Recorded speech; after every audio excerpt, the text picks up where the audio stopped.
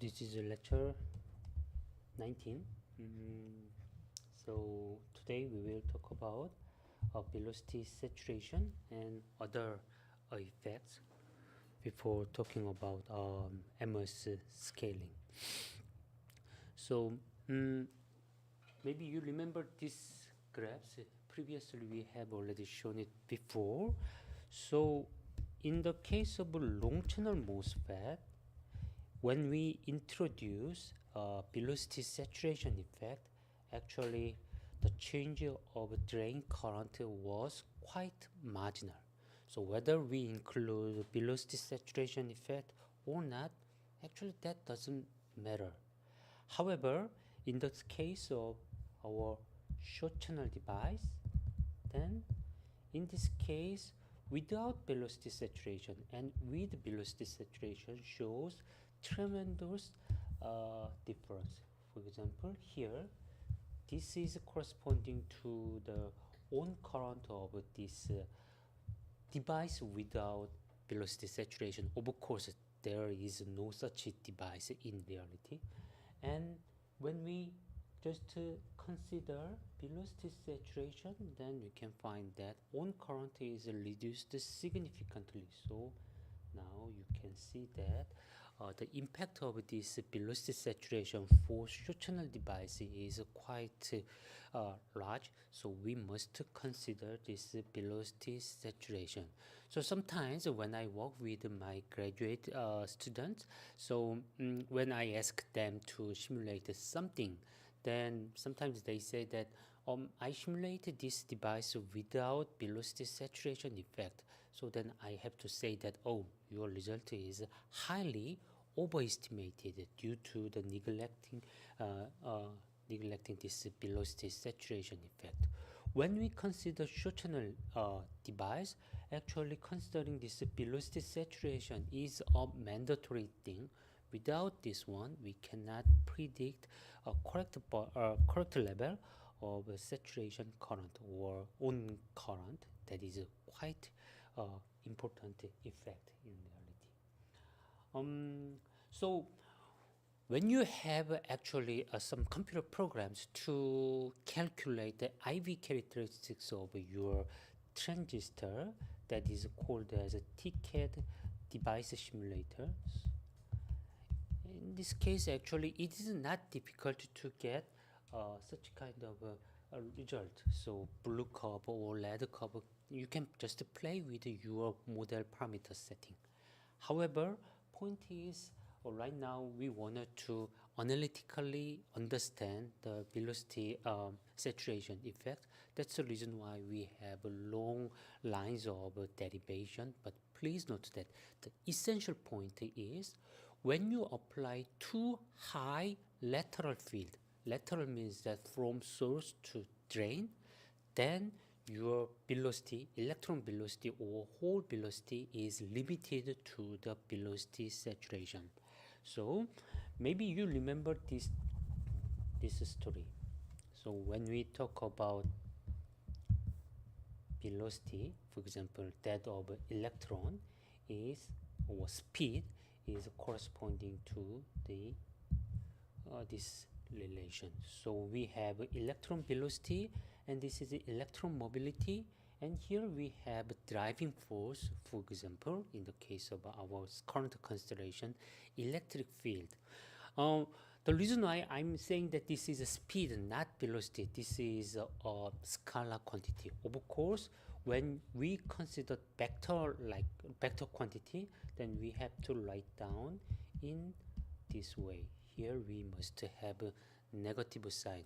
You know, electrons are negatively charged particle, so when we have a certain direction of electric field, actually that is the force exerted on a positively charged particle. So we must have this negative sign due to the polarity of our electron. Then of course when we have whole gas, whole speed, then whole velocity, in this case we can say that this would be positive. Holes will follow just to the direction of electric field. So now I think that you understand this vector and scalar relation. Now anyway, now let's come back their magnitude. And when we say that velocity is corresponding to the mobility times the electric field, it is already deviated from our Newton's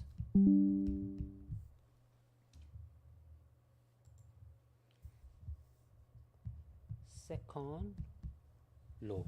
So when we consider Newton's second law, how does it look like? So it's like the time derivative of velocity is proportional to the speed. So when we consider Newton's second law, here the left hand side term is not velocity but acceleration, and right hand side term is force. So when you have a look at this simple relation for speed and electric field, you can find that this is observation. This E, electric field, that is really corresponding to the force like term. So this is the force normalized to our charge density or charge of our particle, and here we have a visible, and this is not acceleration. This is velocity itself or its magnitude, speed. So when you have a look at this Newton's second law and our relation between electric field and speed, there is a contradiction. So for each particle, when we have a certain electric field or force, that will be always accelerated. So for example, if we just have a look at a particle, and when a particle is in the case of a certain electric field, and say that this is an electron, then initially, let's say that initially it was just at rest, it doesn't move. Now electric field is turned on and it is given in this direction. What will happen? At the beginning, it will start to move this negative direction slowly, and after some time period elapsed, then now we will say that velocity is corresponding to the magnitude of electron, and of course we have to say that delta t, and we must say q and divide by m. That will be the speed of our electron. So you know, this is corresponding to the force, and divided by mass we will have acceleration, multiplied by time duration, then we will have the increase of its speed. So if we draw this quantity as a function of time, if this is horizontal line is time and this vertical line is corresponding to speed of our electron initially at rest, then we will say that, oh, there is just a linear relationship between time versus, or velocity versus time.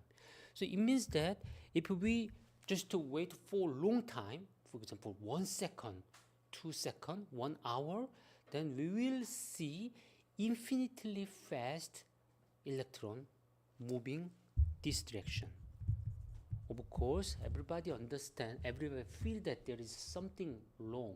So if we just have an constant electric field and add 1 electron, then it is accelerated. Yes, that's true. However, if we wait for a long time, then it will really get super fast. So this is not true in our silicon material or any kind of our solid state material system.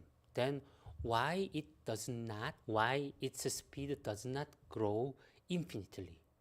So let's say that its speed becomes, for example, 10 to the 7 per, let's say that this is around the saturation velocity of our electron. Then what will happen to this guy?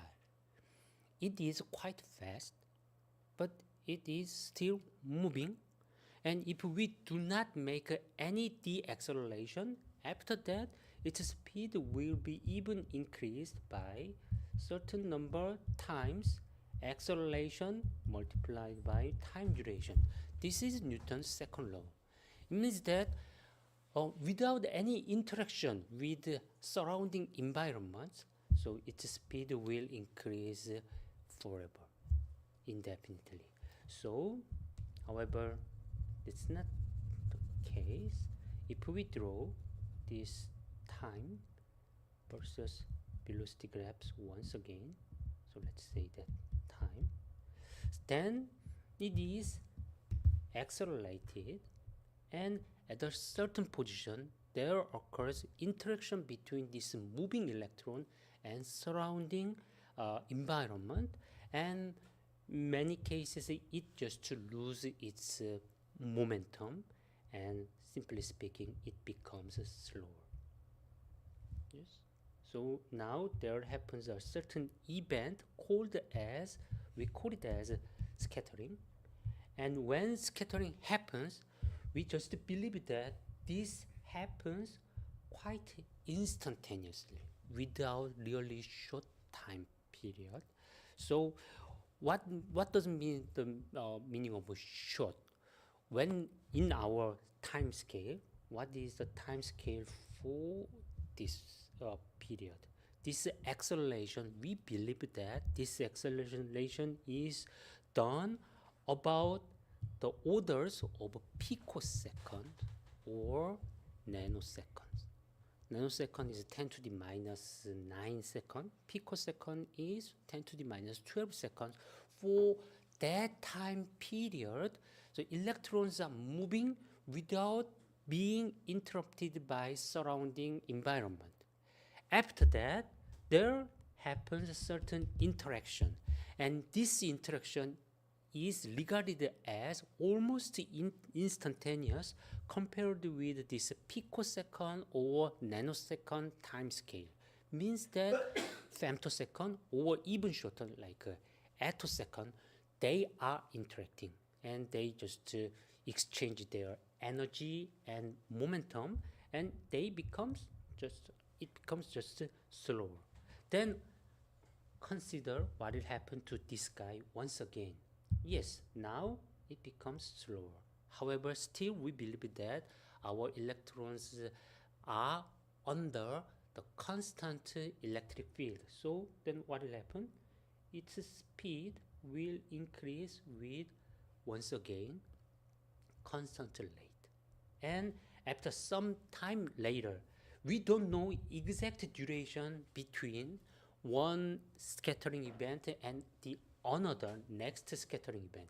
It is like a random event, but if we wait for a while, then maybe there will be the second scattering and it will lose once again its momentum.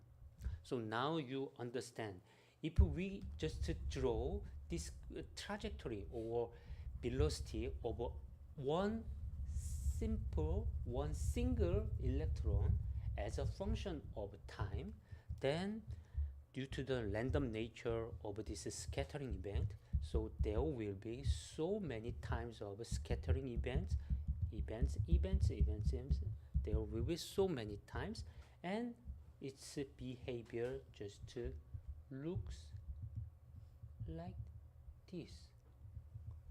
So if we just observe one single electron, its velocity varies quite rapidly and almost random. But point is, how many electrons do you have in your electronic system? Even when we consider just 1 centimeter by 1 centimeter, within a small cube, we have, for example, 10 to the 18, 19, 20 electrons in it. So it means that we per cubic centimeter. So let's say that if we wanted to calculate the number of electrons within 1 micrometer, another micrometer, then this 10 to the 18 per cubic centimeter is corresponding to 10 to the 6 per cubic micrometer. When we have a micrometer size, still we have 1 million 1 million electrons, and even when we consider 100 nanometer cube, still we have 1000 electrons. This is corresponding to the density like 10 to the 18. Everybody understand 10 to the 18 is not that high for our MOSFET channel, and when we consider MOSFET channel, the density, peak density easily exceed 10 to the 19, 20. So if we have, for example, 20, then even for this small cube, we have still 100,000 electrons in it. So simply speaking, in this sense, we have a lot of electrons. Although number 1 electron shows this behavior, when we consider number 2 electrons, it will show its own random behavior. And when we consider number 3 and go to number 1 million, all of them show their own behavior, but we can try to get certain kind of average over our all electrons. So what does it mean? So we can, for example, we can try to make, say, let's say that we have 1 million electrons, then we can make a vector sum of V1, the velocity of our first electron, second electron, third electron, and the last electron. So we can make the vector sum of these all 1 million electrons and take average by dividing it 10 to the 6th number. Then that will be defined as average velocity of this system. Then please try to understand what will happen. Each of them shows a certain variation that is quite noisy and randomly looks like just a randomly fluctuating number. However, if we just make average over 1 million or even higher number, we can make a very beautiful and smooth transition of that behavior. So simply speaking, when we have so many electrons, even in this case, like electric field is applied toward this direction, there is no guarantee that every electrons are just heading exactly the opposite direction. So say that, let's say that you are electrons, and I'm saying that this is the direction for electric field.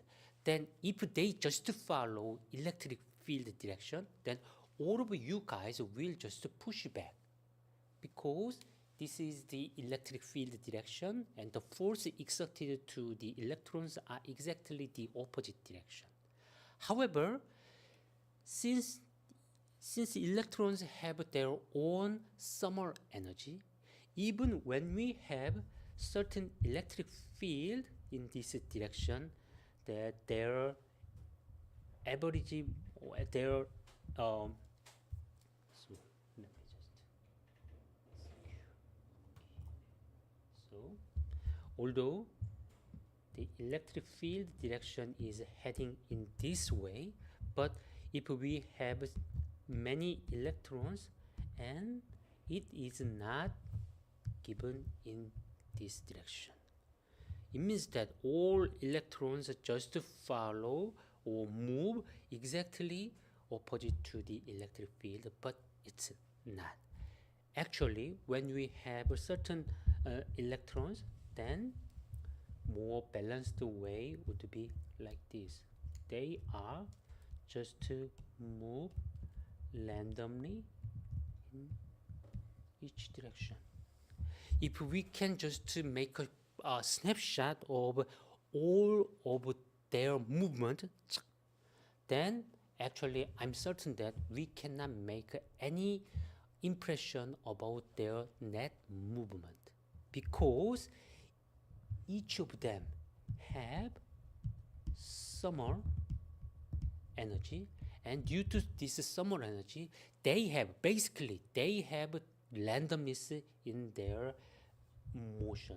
So if we have temperature T, then corresponding to kBT, this is around the summer energy of this electron, then they have the freedom to move any direction they wanted to have.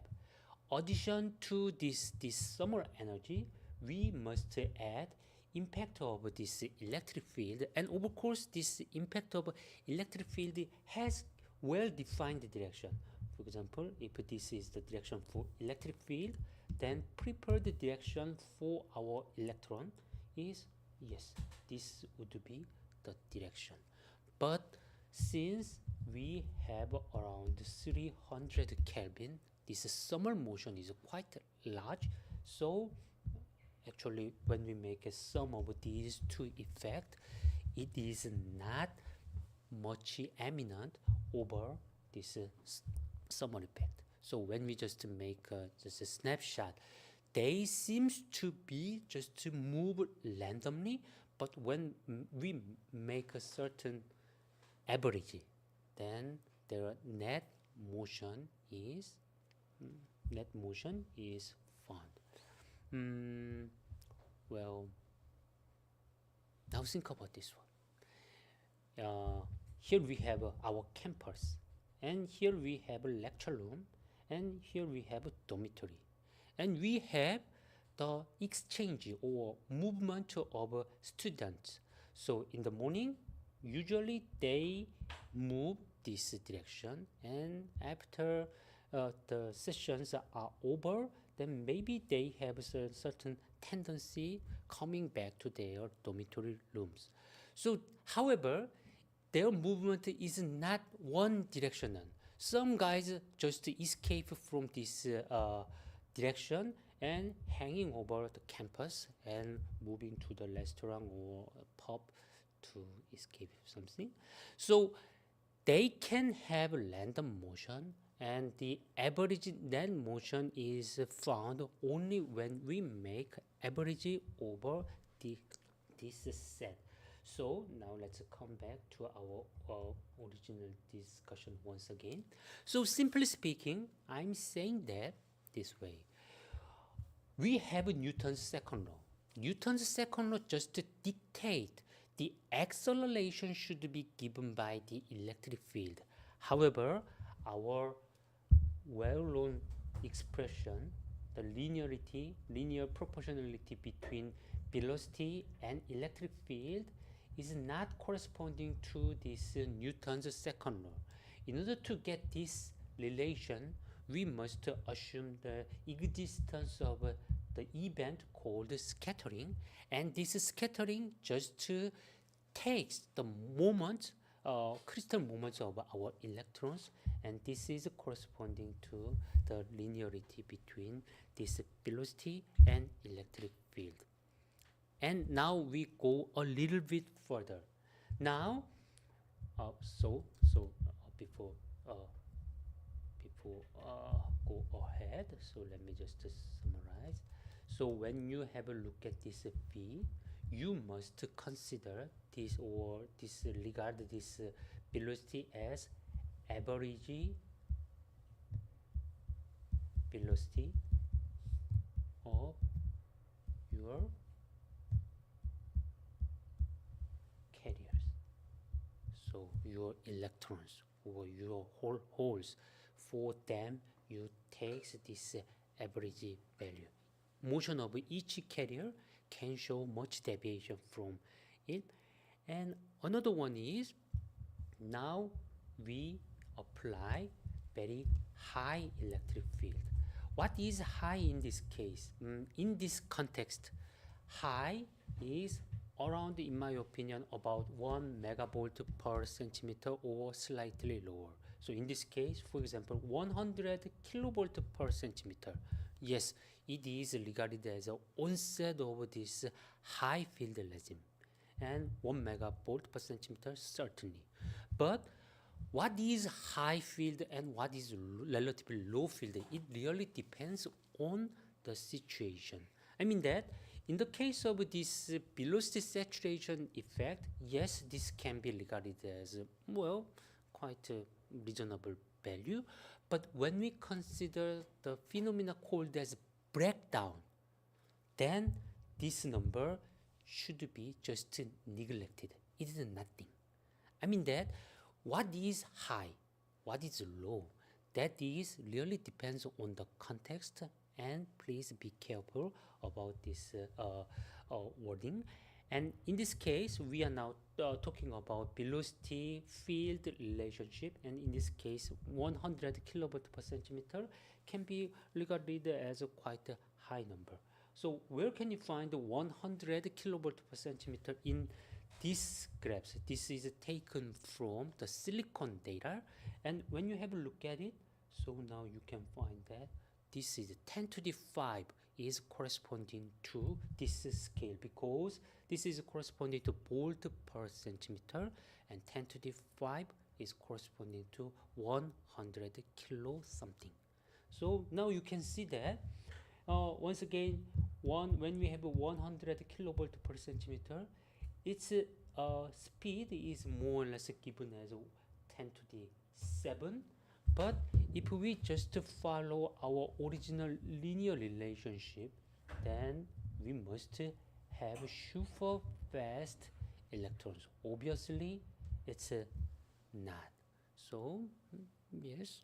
So, it means that the linearity between our electric field and velocity is when we have a high electric field, our electron gases are highly accelerated. So the final velocity, average velocity, is the compromise between our force and scattering. So when they are balanced, we have average velocity. When we increase electric field, it means that our force is now increasing. So that's the reason why our overall velocity increase linearly. If we drive our system 10 times higher or stronger force, then the reaction of our electron gas will be 10 times larger. That is quite a reasonable one. But point is, when we increase the force further and further and further, then depending on the magnitude of this force, actually strength of our scattering events are also dependent. When we have a relatively low, relatively weak force, then the scattering of our system will be that of the system at equilibrium, because the system is not that much deviated from equilibrium system. However, if we apply too strong field, then now electron gas itself is highly deviated from its equilibrium property, so it has more chances to be scattered. So let me just introduce this, let me explain this effect once again with this one. So we have many slides, just skipped here. So now we have a slide entitled velocity overshoot. They are quite much related. Up to now, we have talked about velocity saturation. Saturation means that when we apply electric field, then velocity does not grow indefinitely, and if we have a certain electric field magnitude, then electrons average velocity does not grow any further, and we say that this is saturation velocity. But we have another effect called as velocity overshoot. This velocity overshoot means that sometimes the electron velocity can be higher than this saturation velocity. So now think about this one. Here we have a highway and cars are running. Yes, and say that regulation says that the speed limit of this highway on this highway is given as 100 kilometer per hour. Then what is your expectation about the movement of cars inside this system? Maybe you expect that yes, each of these cars will move around 100 kilometer per hour. That is the ideal case. Also, quite similarly, in this electronic or solid state silicon, we have a saturation velocity.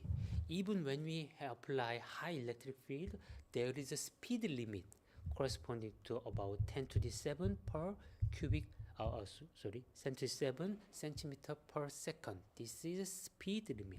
But in reality, we quite frequently observe that some of them exceed this speed limit. Very similarly, even when we have well-defined saturation velocity, sometimes at a certain point of our actual device, speed can be higher, like even like for example, let me just show you here. This one shows electron velocity, and this is corresponding to 10 to the 7 per centimeter per second. So if we have 1.0, this is the speed limit for our electrons. How does it look like? So at a certain position,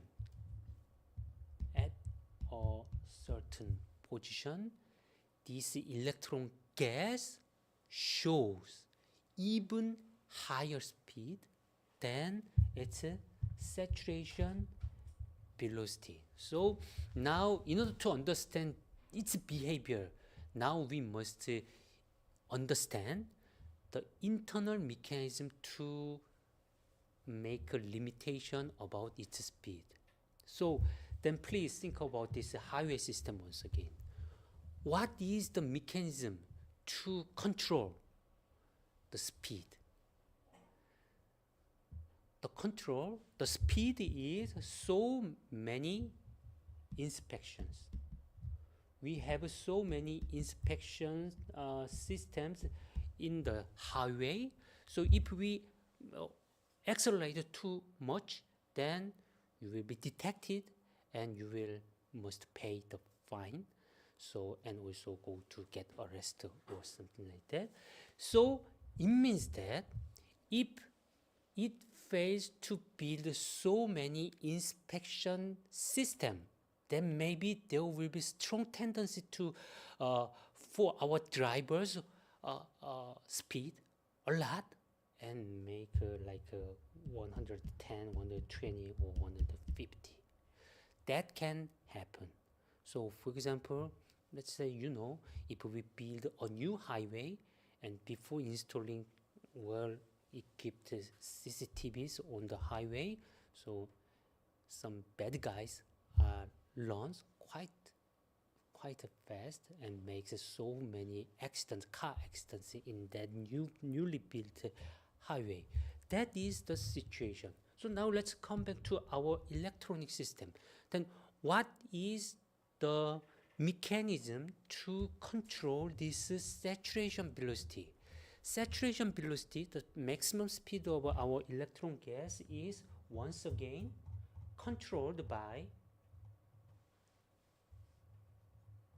this scattering. So it means that if there is no further increase of scattering, then when we have a higher electric field, then actually, we will have just linearity. But point is, if we go to high electric field regime, then the status of our electron gas itself is now changes to that of highly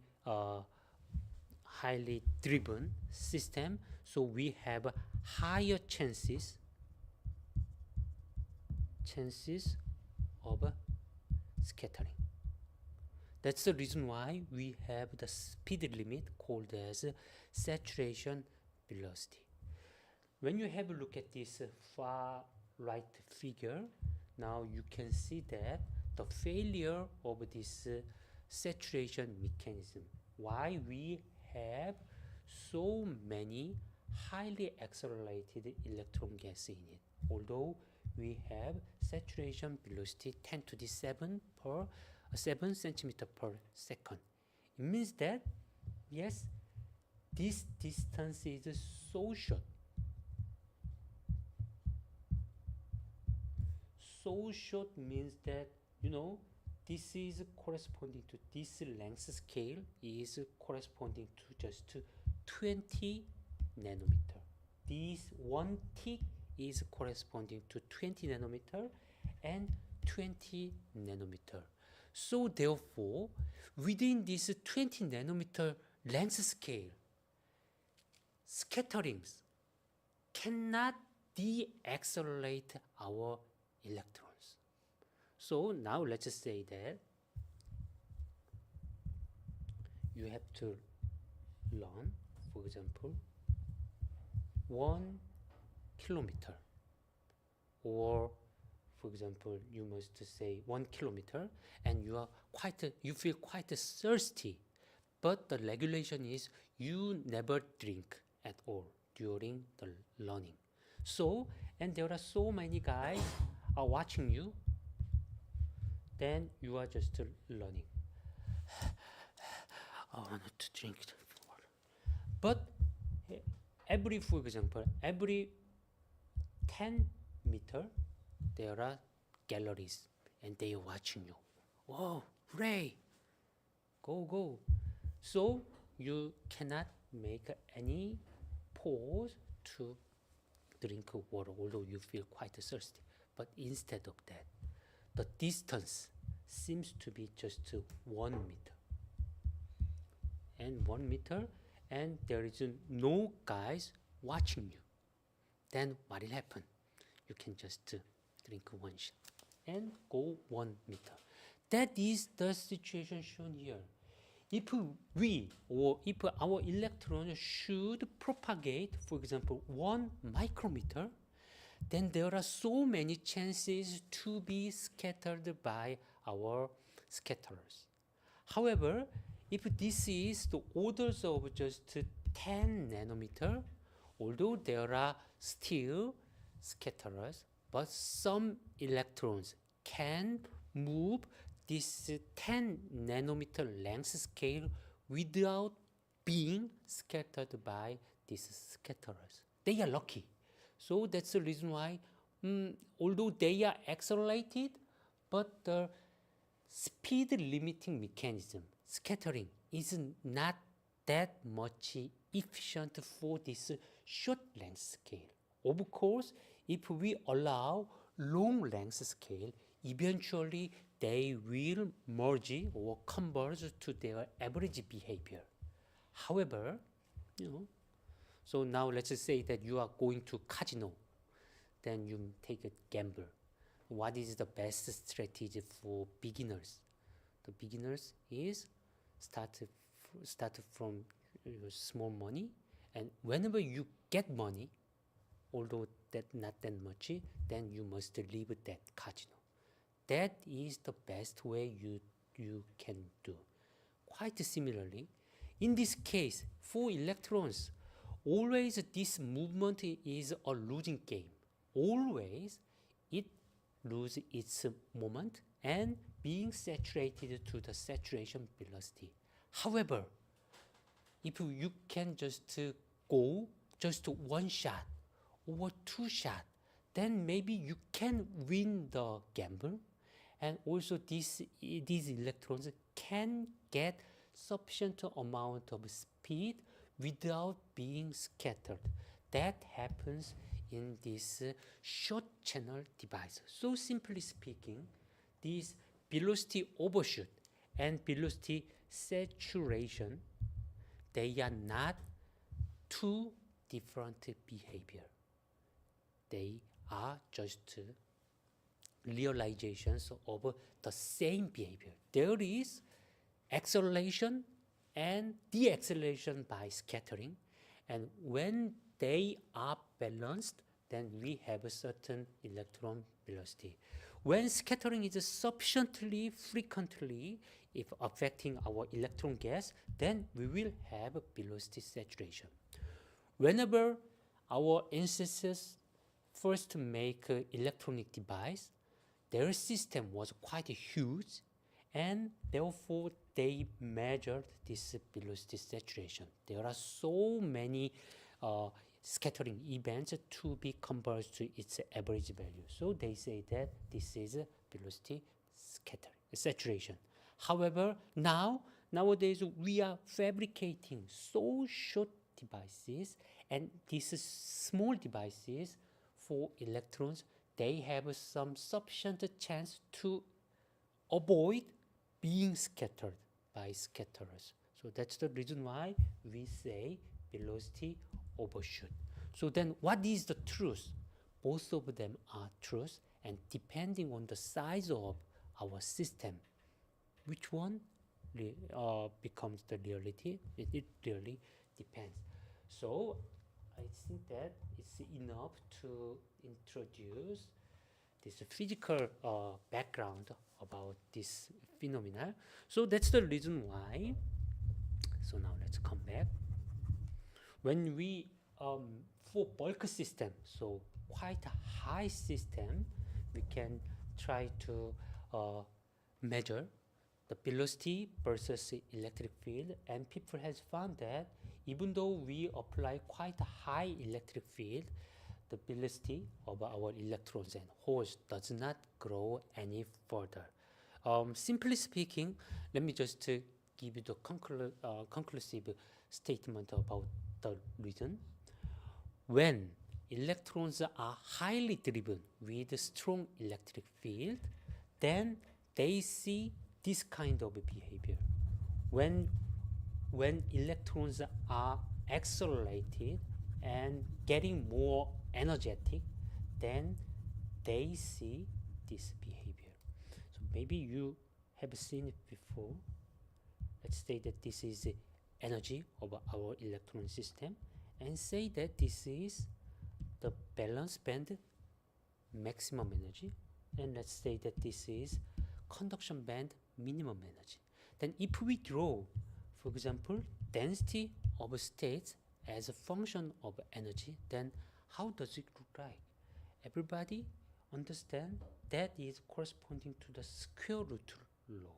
So you know this is proportional to the E minus EC, so electronic energy taken by the square root law. So when electrons are getting accelerated initially, when electrons are not driven by strong electric field, we can find our electrons in this energy range. However, when you apply high electric field, many of our electrons are accelerated to higher electric field, higher energy regime. In this case, you can find that the density of a state seen by these electrons are expanded quite a lot. I mean that why that is important? Because the magnitude of scattering is really proportional to the density of a state. If we have a higher density of a state, scattering just means that changing one electron from one state to the other state, and if there is a limitation of density of a state, then there is not many alternative places or alternative state to be transferred. However, if we have a high density of state, it means that there are so many possibilities, so many other states to be transferred. That's the reason why increase of density of state is really corresponding to the increase of scattering magnitude. So if you drive your electron gas highly, then now it becomes more energetic, and energetic electrons see more density of state, and they are more frequently scattered, so their eventual velocity cannot increase significantly. So that was the conclusive statement for this velocity saturation. Simply speaking, high density of states of energetic electrons. That is the main problem. Okay, so therefore, after measuring this behavior, researchers try to describe its behavior. Velocity versus driving force relation with a simple analytic form. And they have found that actually this is good to describe the measured data. So, first of all, I have to say this is not universal. This is good for silicon.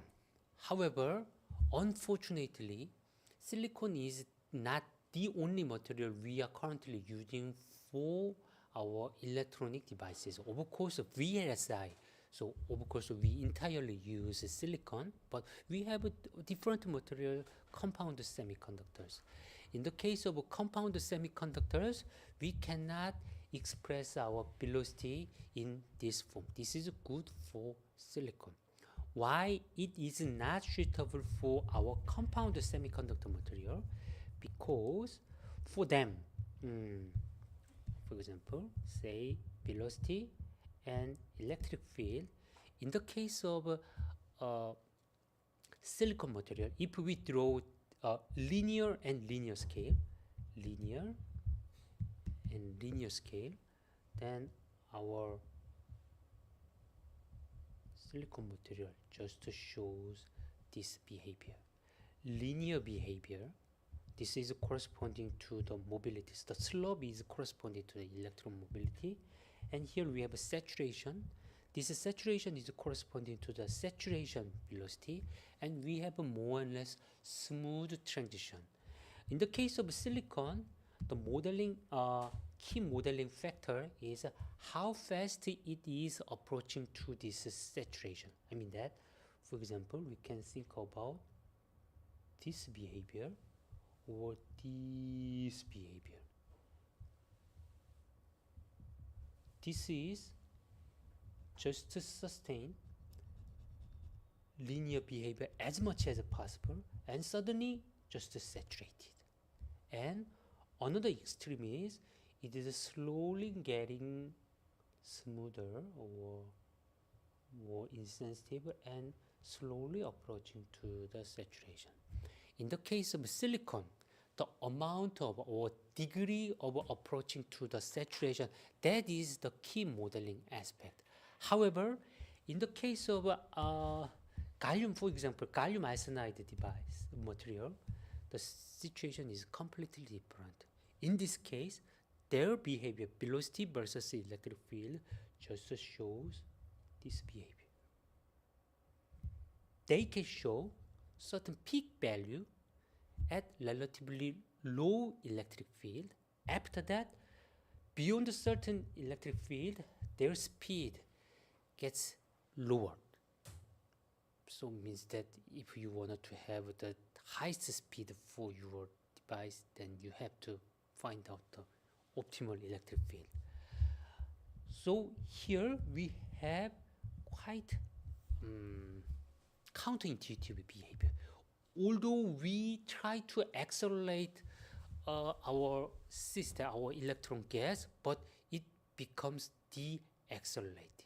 So you drive a car and you wanted to go faster, so just initiate your accelerator. However, it becomes even slower and slower. That is the case. So this introduce many interesting behavior, but in the case of silicon, this behavior is quite marginal. There is almost no degradation. Then actually what happens if we just calculate their behavior, even for silicon, we can see slight decrease when we go to even higher electric field. But that amount is so marginal, so we just say that the velocity is saturated to the saturation velocity. So please note that this is not universal, but just too good for silicon and some materials. And now once you understand this limitation, then please have a look at its form. It is quite interesting. Velocity is given as mobility multiplied by electric field. This is the original equation we have studied up to now. Electric field determines velocity. That was the one we have seen. But now we have some additional factor here. Then please try to consider two different extremes. One extreme is extremely small electric field. Then what will happen? When we have a small electric field, this lower part becomes just number one. So simply speaking, at low electric field, so we just have velocity equal to mobility times electric field. Yes, that's it. That's what we wanted to have. However, now we have other different extreme. When you go to extremely high electric field, then now here we have E normalized by certain number EC. When electric field highly exceeding this critical field, then now this becomes much larger than 1. And we must compare these two terms. One term is number 1 and another term is normalized electric field. Its power is a certain number n. When we have much higher value for this electric field related term, then we can simply neglect it. Then please have a look at what happens. In this case, now we can just safely neglect this number 1. And here we have another power, overall power, 1 over n. So now they just becomes electric field normalized with respect to critical electric field. So simply speaking, now it becomes E over EC.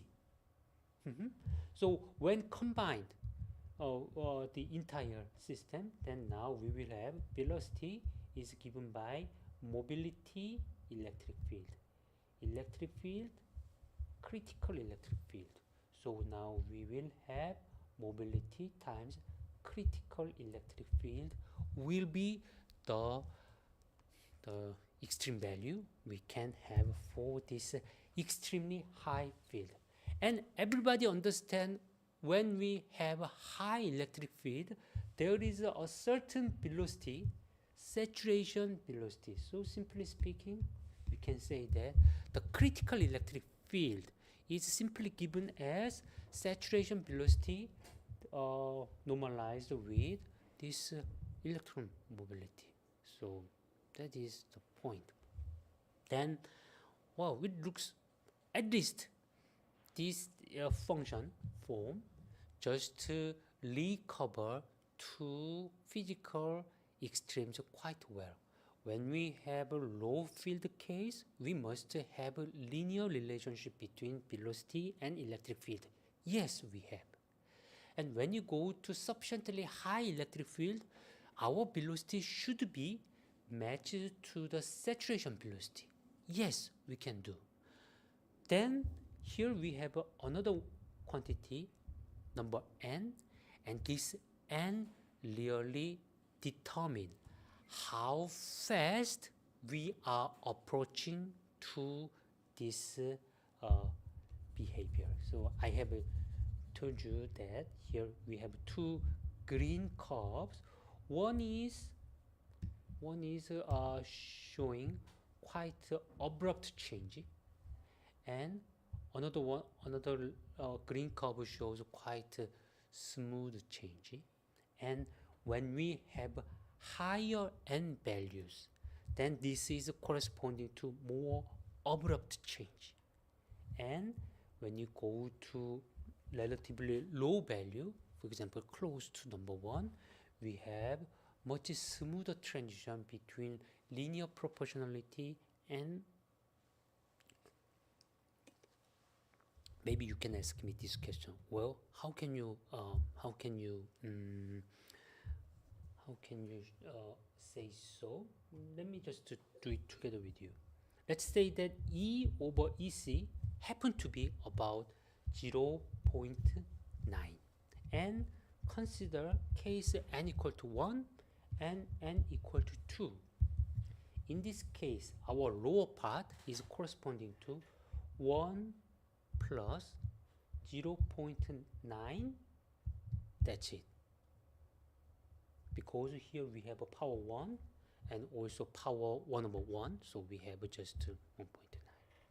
However, when we have a number to n equal to 2, then what will happen? Now we have a 1 plus 0.9 and its square. After that, we have once again square. So when we make a comparison between these two numbers, previously this is 1 and 0.9, and now we must make a comparison between 1 and 0.81. So in which case we have higher contribution. So in this n equal 2 case, the impact of our electric field related term is relatively low, 90% from n equal 1 case, and just 80% in the case of our n equal 2 case. So simply speaking, when you come back to this one, and let's say that this is corresponding to E over EC equal to 0.9, then in n equal to 2 case, it is getting more following the linear relationship, and now n equal 1 case is more already affected by this smoothness, so we have a more reduced form. Please be your own do your own study on this matter. So depending on n values, you can have different behavior. So simply speaking, if we go to n equal to infinity, then please try to what will happen. If we go to n equal to infinity, then it becomes just number 1. So are you with me? Because we have to infinity times power over 0.9, and it just becomes number 0.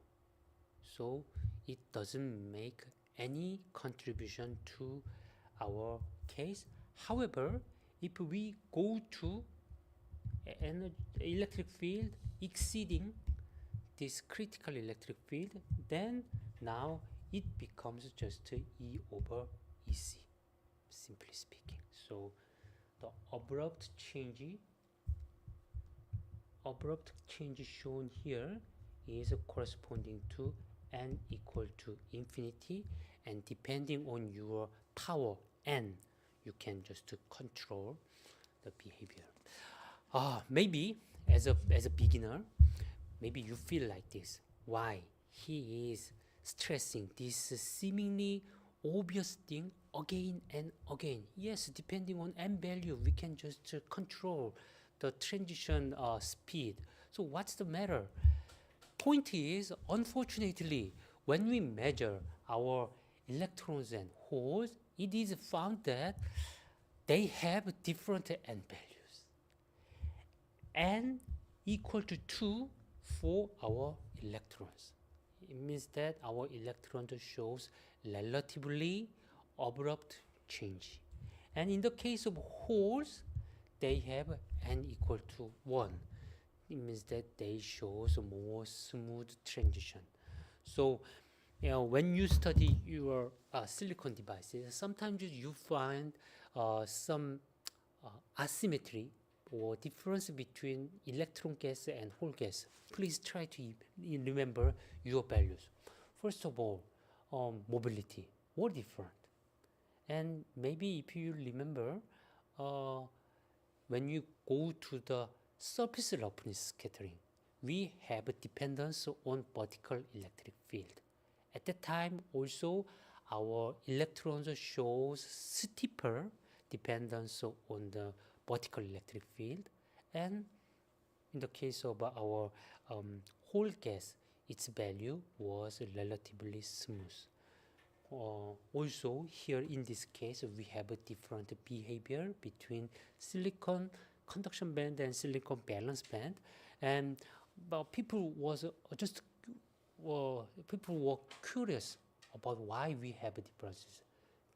These discrepancies can be attributed to the band structures. Silicon conduction band, valence bands are not identical. Although overall they look similar, but they are different. That's the reason why they show different behavior when we detail their parameters. So anyway, in the last part of this material, we try to see the analytical solution for n equal to 1 case. So in the case of MOSFET, we just now introduce this additional term. This additional term, please have a look at this number. What is it? It is just given as 1 plus mobility times, this is corresponding to the driving force. So this is driving force divided by saturation velocity. That's it. So now it is corresponding to number 1 and overall number 1. So please note that this is corresponding to n equal to 1 and 1 over n equal to 1 case. We are just applying n equal to 1 models to our drain current model. Previously, we had just a simple expression like this with constant effective mobility, and now we introduce velocity saturation effect. After that, by just taking the integration, now we can so we can have certain expressions for the drain voltage where we have saturation velocity. Saturation effect really occurs to our drain current. So please have a look at those graphs. So since this is tedious, I have done it and it is tedious, and well, I think that nowadays, what is the importance of this kind of analytical approach? Point is, you can play with these numbers, and as a result, we can correctly recover two different behaviors.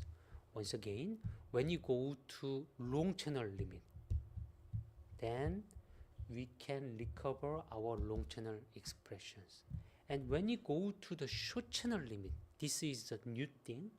In this case, now you can see this way. Please have a look at these two products. COX times Vg minus Vt. This is a gate overdrive voltage. This is corresponding to what? Corresponding to the charge inside our channel. W is to consider the width effect, and now you can see that velocity term is just becoming saturation velocity. It is quite reasonable because now when you go to real short channel device, the velocity is not given as just mu times E, but it is given as a constant value, and we can just introduce saturation velocity. And in the textbook, we can consider also other parts, like other models, like n equal 2 or even n equal to infinity.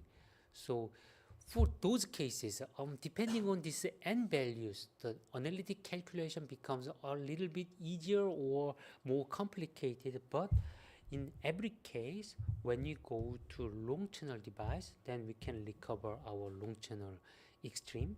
And when you go to the short channel one, then we can also recover our short channel extreme. It is quite reasonable because when you go to short channel effect, then velocity is more or less given as saturation velocity. So we must use, instead of mu times E, we must use saturation velocity. That is the one we can have for this one. Okay. So unfortunately, so what is the importance one?